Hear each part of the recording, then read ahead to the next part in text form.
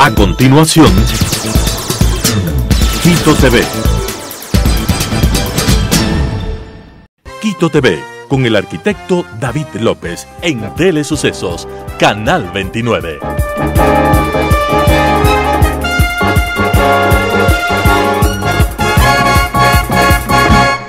¿Qué tal, amigos? Bienvenidos a Quito TV, el espacio de la ciudad, aquí en Telesucesos y sus distintas frecuencias, 29 y 29.1, televisión abierta, 73 en TV Cable, 43 en Claro TV, Canal 6 en Cable Unión, Alfa TV, Canal 44 en CB Televisión en el Cantón Mejía, en la ciudad de Machachi, y también nos pueden ver desde cualquier parte del mundo entrando a nuestra página web www.telesucesos.net. Ahí está el icono de en vivo y pueden ver la programación las 24 horas de Telesucesos. Además que este programa lo pueden revisar ustedes en YouTube como Telesucesos HD. Tenemos el día de hoy la presencia del expresidente coronel Lucio Gutiérrez Borbúa. Él está ahora de candidato a asambleísta nacional, expresidente entre el 2003 y el 2005, fue derrocado por esa rebelión llamada de los forajidos. Fue también usted parte de quien derrocó a Yamil Maguada, en cambio en el año 2000, ingeniero civil y coronel dentro de lo que es el servicio militar. Coronel, bienvenido, ¿cómo está? ¿Cómo ha pasado? Buenos días, realmente contento, preocupado de cómo se va deteriorando el tráfico vehicular en Quito, que eso nos complica la vida pues a todos los quiteños. Ojalá se pueda esto de alguna manera solucionar. Y luego, y lo más grave, pues la delincuencia, la corrupción que sigue campeando en todas las instituciones públicas y agravadas por el desempleo, por la falta de inversiones productivas en el Ecuador. Pero en todo caso, pues ojalá todo lo que acabo de mencionar se vaya solucionando para bienestar de los quiteños y de todos los ecuatorianos. Así es, perfecto, coronel. La lista de asambleístas del Partido Sociedad Patriótica, la lista de asambleístas nacionales, se dice no pasó el primer filtro dentro del Consejo Nacional Electoral. Me cuenta usted ya antes de iniciar la entrevista que ya se ha subsanado, era la firma que faltaba de una señorita o señora que es suplente dentro de la lista de asambleístas. Eso ya está subsanado, están dentro del límite. Además, parece que incluso hubo ahí una confusión, mandaron la hoja que no tenía la firma y acá estaba la otra hoja que sí tenía la firma. Cuéntenos un poco, ¿está en firme ya las candidaturas? Bueno, se subsanó ese pequeño inconveniente, por ahí como que se traspapeló el papel en donde estaban todas las firmas de nuestros candidatos, y ya eso se ha subsanado, se ha presentado en el Consejo Nacional Electoral y esperemos pues que ya nos confirmen que la lista de Sociedad Patriótica está en firme, me refiero a la nacional, para comenzar los preparativos con la finalidad de, con el apoyo de ustedes ecuatorianos, llegar a la Asamblea Nacional y trabajar juntos por mejores días para los ecuatorianos. Hay muchísimo que hacer y desde el primer día, porque el tiempo es muy corto, años, 5 meses, pero se puede hacer mucho, ¿no? Yo siempre pongo de ejemplo que cuando yo me hice cargo del gobierno, el país estaba prácticamente en crisis, el presidente anterior no pagó 2 meses sueldos y salarios al sector público, se debía a los maestros, trabajadores de la salud, se debía a los municipios, prefecturas, a Fuerzas Armadas, a la Policía Nacional. Eso en el año 2002. En el año 2002. Los precios de los productos subían prácticamente todas las semanas, los servicios básicos subían todos los meses, una situación económica durísima, pero nos pusimos a trabajar y en 2 años, 4 meses le dimos la vuelta al Ecuador y entregamos un país con el mayor crecimiento de la economía de toda la historia, en gobiernos democráticos cerca del 9%, el crecimiento más alto de toda América. Llegamos a ser el tercer país de América Latina que más inversión extranjera recibíamos más que Perú, más que Colombia, más inversión extranjera inclusive que Chile y Argentina, según nos dice el ALADI, y eso nos permitía generar más de 250.000 empleos por año en el sector privado. Le dimos la vuelta al país, no solamente que le pagábamos al sector público antes que finalice el mes, duplicamos la pensión a los jubilados, bajamos la deuda externa, incrementamos en un 50% el presupuesto a municipios y prefecturas del país y dejamos varios miles de millones de dólares en ahorros. Recibimos un país con déficit y entregamos uno con superávit. Ahora queremos hacer lo mismo, si ustedes lo deciden, en la Asamblea Nacional. En años, 5 meses, darle la vuelta a la Asamblea de esa máquina de no hacer nada a una máquina que trabaje en beneficio de la seguridad, en beneficio de la transparencia y también apoyarle al presidente de la República con leyes adecuadas para generar empleo. Coronel, usted en noviembre del 2022 decía e invitaba a que se haga una mega consulta popular luego de socializarla en el 2023 y 2024, previo a las elecciones del 2025. Eso ya no ha sucedido, hay la muerte cruzada, todos sabemos lo que pasó, pero usted en esa mega consulta además invitaba a que se haga referencia a una nueva constitución, a un nuevo código penal, a una ley de justificación e incautación de bienes, ley para atraer a bancos extranjeros. ¿Todo eso son parte de los proyectos que usted va a plantear dentro de la Asamblea? Definitivamente sí. Ya no podemos hacer la mega consulta, eso tendremos que esperar para el 2025, pero sí podemos promover cambios importantes. Por ejemplo, vamos a presentar la reforma para eliminar el artículo 146, numeral 6 de la Constitución de la República, de la ciudadanía universal, porque con ese artículo de la Constitución, acá al Ecuador puede entrar todo el mundo. Vienen las mafias albanesas, mafias chinas del Medio Oriente, haitianas, vienen los carteles de la droga y le han convertido al Ecuador en un basurero de la delincuencia internacional. Les damos cédula además, ¿no? Así es, y en un paraíso de los carteles de la droga. Eso no puede ser, hay que eliminar ese artículo de la Constitución, hay que eliminar todos los artículos de la Constitución que se opongan a la pena de cadena perpetua. Y luego pues reformar el Código Penal, eso sí se lo puede hacer, para sancionar con cadena perpetua a todos los políticos que se roben el dinero público, hasta que devuelvan la plata robada. Igualmente, sancionar con cadena perpetua a esos jueces y fiscales corruptos que dejan en libertad a delincuentes, igualmente hasta que devuelvan la plata robada. También sancionar con cadena perpetua para los sicarios, para los violadores, la posibilidad, yo sé que hay organizaciones de derechos humanos que se van a oponer, la posibilidad de pena de muerte para aquellos que decapitan a las víctimas, que mutilan a las víctimas, que cercenan a las víctimas y se solazan subiendo a las redes sociales. El cambio estaría en eso, en cadena perpetua y pena de muerte para determinados casos. Así es. Y también aquello que es un pedido nacional mayoritario de que los privados de libertad por ley tienen que trabajar. Primero para que se rehabiliten, para que cuando salgan a la vida en libertad lo hagan para trabajar y no para robar. Y segundo, para que paguen por la alimentación y por el alojamiento. También proponemos traer la experiencia colombiana de los jueces sin rostro para proteger a los jueces y fiscales honrados, que sí los hay, y que son presionados por estos delincuentes, porque de esta manera pues el delincuente no va a saber qué juez le está juzgando y el juez no va a saber a qué delincuente está sancionando. Además con una reestructuración, por supuesto, de todo el tema judicial, porque puede ser un juez que no tenga rostro, pero es un juez corrupto, capaz que el juez se encarga de llamarlo al delincuente y decirle, mira, en mis manos está tu caso.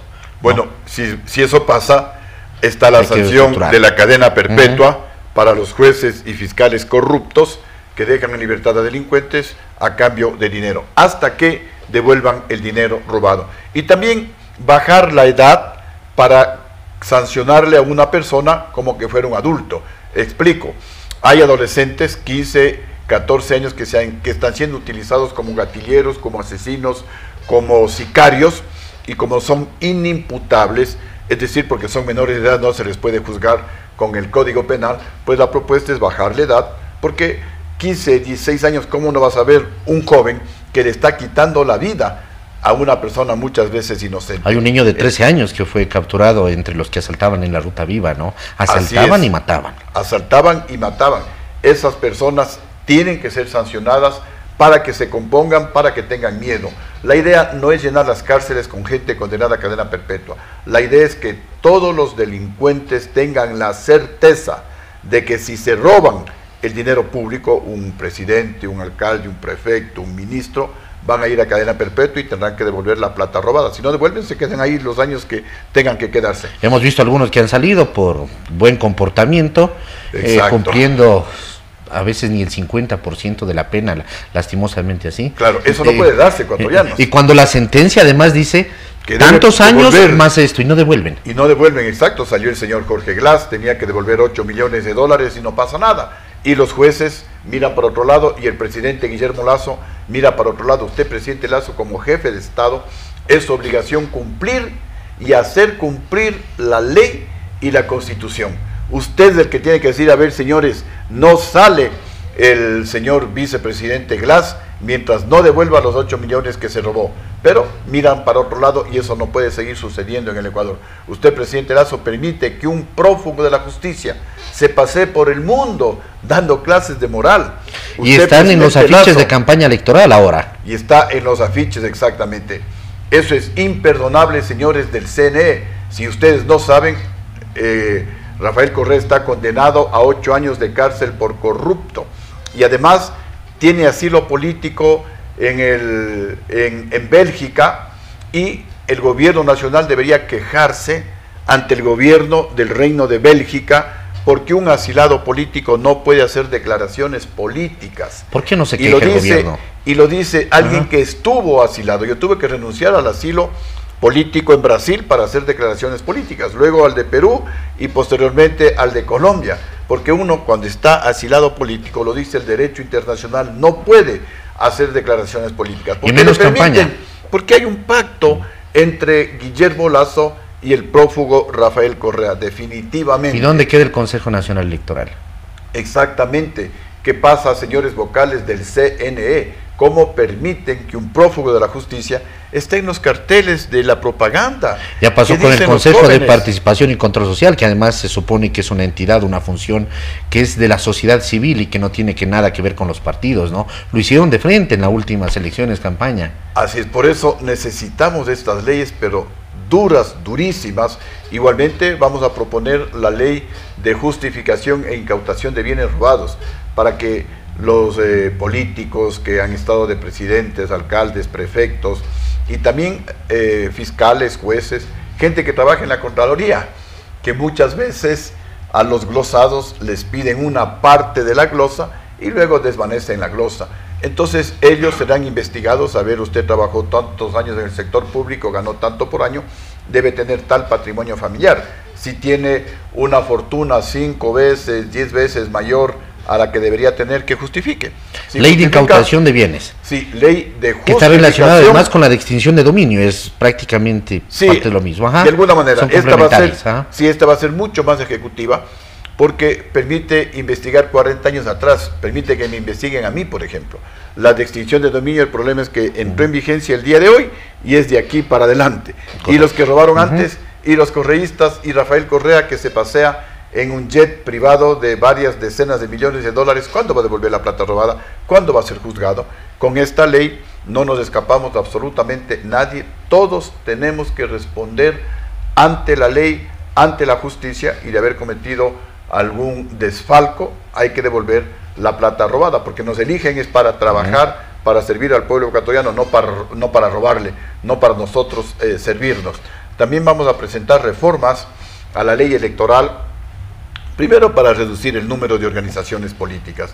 No podemos, en un país tan hermoso, tan mega diverso, multicultural, con una potencialidad inmensa de riqueza, pero pequeño, tener cerca de 300 organizaciones políticas. Y es un país multipartidista, más que multicultural. Más que multicultural y más que multiétnico. En la próxima constitución va a tocar con sí, yo creo que, porque ya tenemos cerca de 300 organizaciones lo decimos políticas. Como broma, pero ya claro, mismo, no está bien, así es. Ya mismo hay organizaciones políticas barriales, a lo mejor van a querer ser de cada manzana, porque este rato tenemos nacionales, provinciales, cantonales y parroquiales. Por favor, ya esas bromas tienen que terminarse. Y esta es una estrategia maquiavélica del correísmo para divide y reinarás. Entonces, ante tantos partidos, tantas organizaciones políticas, están ganando alcaldías, prefecturas, en algunos casos partidos con de alquiler, movimientos de alquiler además. Partidos de alquiler, movimientos de alquiler. En algunos casos dicen que están dando por parcelas. A ver, a ti te doy la provincia número tal, a ti te doy la provincia NN, a ti te doy la otra provincia, y están facturando. ¿Quieres ser alcalde? Te presto mi partido, te presto mi movimiento. Exacto, y a cambio de alguna suma de dinero, por supuesto. Eso tiene que terminarse. Igual, en la nueva ley electoral o Código de la Democracia, vamos a proponer que toda la gente que tenga glosas por haberse robado el dinero público, que tenga grillete, antecedentes penales, no pueden ser candidatos. ¿Cómo puede ser candidatos un alcalde con grillete, una prefecta con grillete?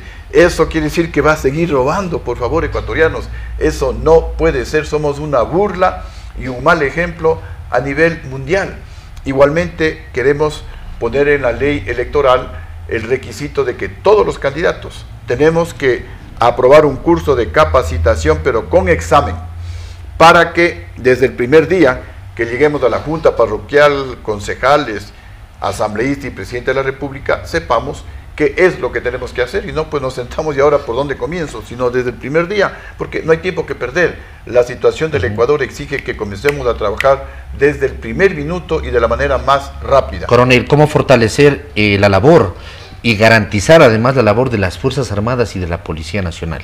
Sí, para el tema de la seguridad, nosotros proponemos, si bien es cierto que ya mejoró mucho la ley de uso progresivo de la fuerza, pero hay que profundizar los cambios para darle la fuerza legal a los militares y policías, el fundamento jurídico, para que posteriormente no tengan retaliaciones políticas. De alguna manera, para entendernos, yo he puesto el ejemplo de que cuando los militares vamos a la guerra y eliminamos a los enemigos que quieren invadir, que quieren matar a nuestros ciudadanos, nadie nos acusa, nadie nos enjuicia, más bien hasta nos condecoran. En este momento en el Ecuador estamos en una especie de guerra interna, en la que los delincuentes están eliminando a los ecuatorianos y en muchas ocasiones a gente inocente. Entonces, los militares, los policías que eliminen como parte de sus operaciones de seguridad, que eliminen a los enemigos del pueblo ecuatoriano, no pueden ser enjuiciados, no pueden tener retaliaciones políticas, no es que van a ir a una cárcel especial, no pueden ir a la cárcel, porque el militar, el policía es padre de familia y va a pensar 2, 3 veces antes de actuar, si después va a tener una retaliación. ¿Y por qué digo esto? Jóvenes, posiblemente ustedes tal vez no se enteraron que hace varios años atrás aquí hubo algunos movimientos subversivos que mataron gente, que secuestraron a ecuatorianos, que se robaron pistolas, fusiles de los cuarteles militares y policiales, que asaltaron bancos, y los militares y policías les enfrentaron. Vino el gobierno del prófugo de la justicia, Rafael Correa, y premió a los delincuentes, les condecoró a los delincuentes, les indemnizó a los delincuentes, les dio pensiones vitalicias a los delincuentes, y a los militares y policías los enjuició y están enjuiciados. Entonces, estas barbaridades no pueden volver a repetirse en el Ecuador, y para eso pues necesitamos el fundamento legal, profundizar esas reformas de tal manera que los militares y policías, como sucede en otros países, nos defiendan, porque para eso están los militares y policías.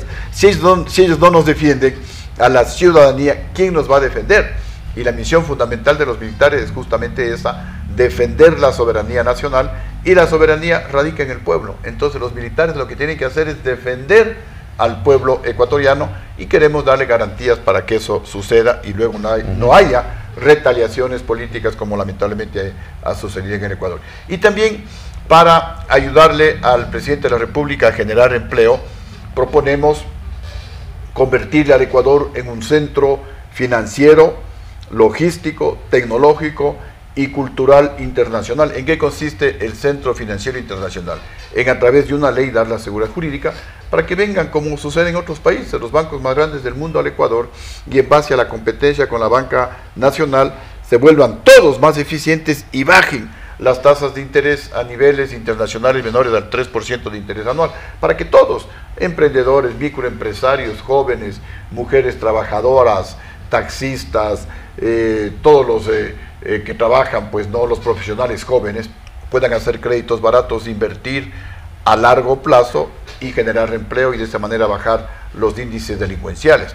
El centro tecnológico, asimismo, con toda la seguridad jurídica, preparar el terreno para que las empresas de tecnología del mundo, como Microsoft, Apple, Google, etcétera, vengan al Ecuador, inviertan aquí en el Ecuador, generen empleo en el Ecuador, haya transferencia de tecnología a nuestros jóvenes. El tema del centro logístico internacional es convertir al Ecuador en un inmenso Amazon, para que todo lo que se produce en el mundo y lo que se produce en el Ecuador pueda ser vendido, pueda ser distribuido a los 5 continentes. Y el centro cultural, turístico y gastronómico es dar el apoyo a los artistas. Los artistas no tienen apoyo. En otros países ya hay las famosas economías naranja, por ejemplo, en donde hay un apoyo al arte, para que ya tengamos aquí también premios Grammy, esos premios Oscars, que todavía pues no hemos tenido esa satisfacción.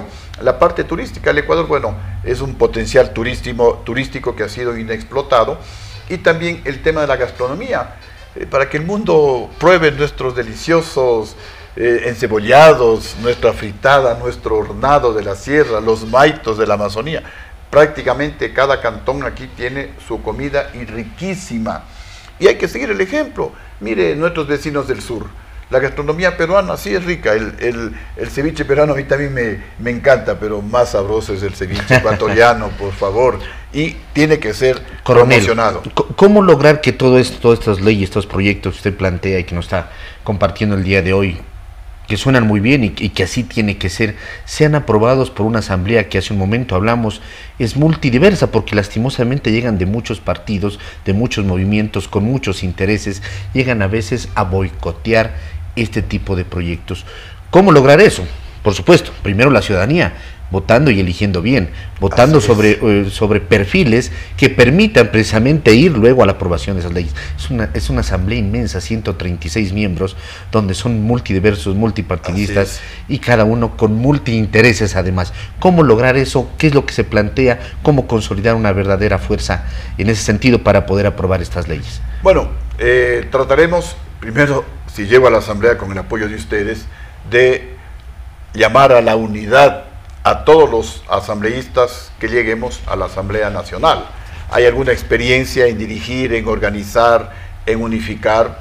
De alguna manera, pues, en mi actividad militar y luego también como presidente de la República, tengo experiencia en ese tema de convocar a la gente, de unir a la gente, de llegar a acuerdos. Llegar a acuerdos, liderar en base al ejemplo y decirles, pues no, a los asambleístas, bueno, ya se acabaron las elecciones, como cuando hay el campeonato de fútbol, cada uno somos hinchas de un partido, de un equipo de fútbol, pero el rato que se termine el campeonato, armamos la selección nacional, todos apoyamos a la selección nacional independientemente de qué partidos o de qué equipos, pertenezcan. Lo propio habrá que hacer en la Asamblea Nacional. Se acabaron las elecciones, ahora somos asambleístas y tenemos todos que trabajar en beneficio del país. Yo creo que sí se puede lograr.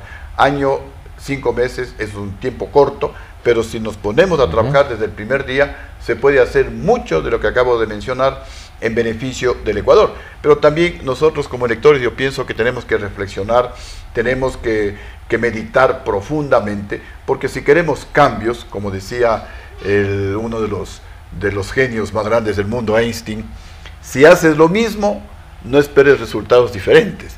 Entonces, si seguimos votando por los mismos ladrones de la asamblea que fueron cesados, entonces después no nos quejemos si nos roban el reloj, nos roban el celular, si después nos siguen vacunando en los pequeños negocios, si después hay problemas como el que hubo hace un día, 2 días en el Comité del Pueblo, después no nos quejemos ecuatorianos. Entonces también nosotros tenemos que hacernos esa mea culpa, nosotros tenemos que reflexionar profundamente. Es cierto, los partidos políticos también debemos poner candidatos honorables, gente decente, gente patriota, gente que vaya a trabajar en beneficio del pueblo ecuatoriano, pero luego es el pueblo, es el elector el que elige. Si sigues votando por los mismos que ya nos defraudaron en la Asamblea Nacional, y creo que hay como 60 que se quieren reelegir, entonces, ¿cómo vamos a esperar cambios? ¿Cómo vamos a esperar que la Asamblea produzca, trabaje, genere leyes en beneficio de la ciudadanía y no para proteger a los delincuentes? Si van a ir los mismos, entonces, ecuatorianos, también tenemos esa tarea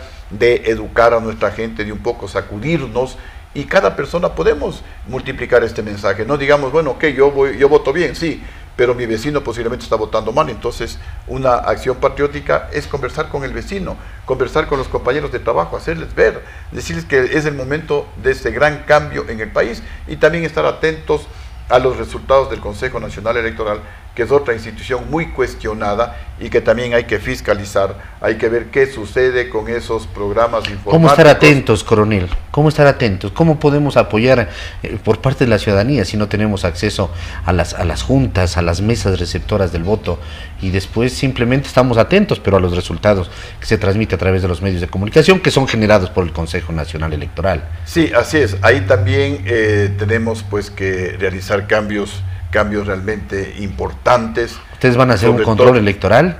Vamos a hacer hasta donde sea posible, ¿no? Porque sé que es una logística tremenda. Es muy difícil, y a ratos las autoridades del CNE se aprovechan de esa dificultad que tienen las organizaciones políticas para hacer un control eficiente. Entonces, a través de la ley, a través de vedurías, a través de lograr transparencia pero real en el voto y volver en algunas ocasiones como era antes, cuando nos sentábamos a la mesa representantes de varios partidos políticos después de las elecciones y la papeleta la mirábamos pero así a escasos centímetros y decíamos, sí, este voto es de la 3, correcto.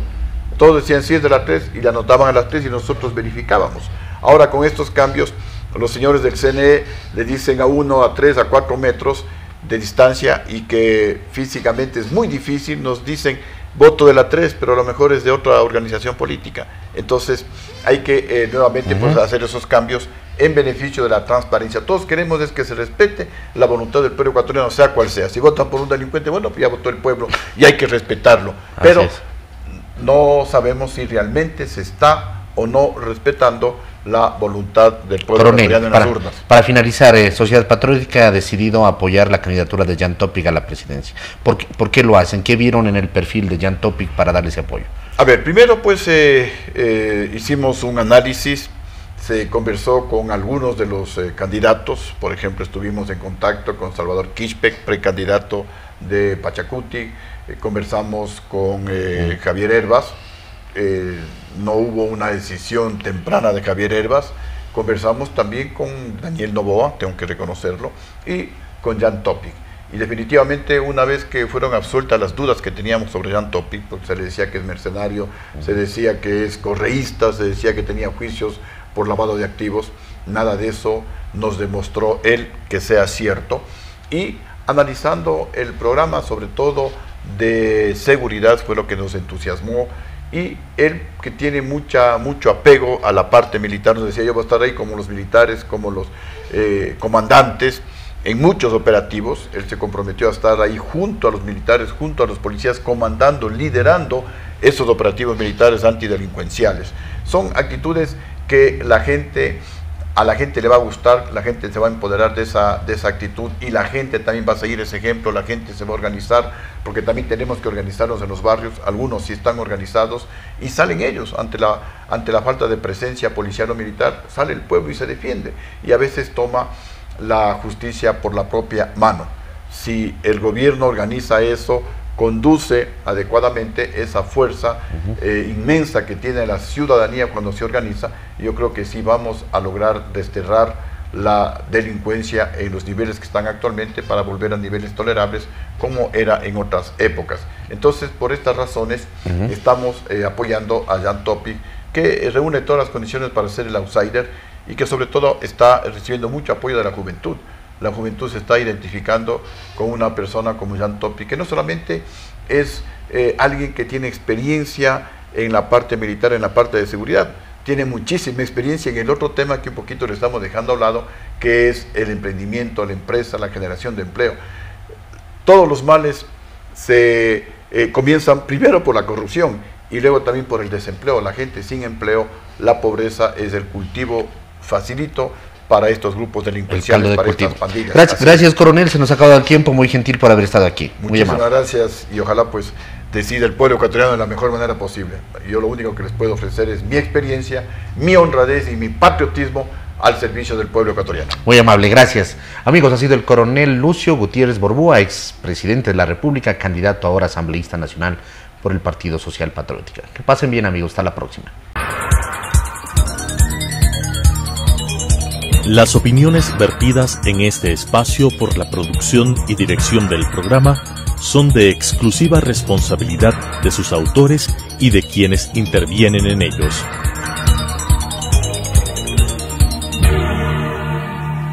Quito TV, con el arquitecto David López, en Telesucesos, Canal 29.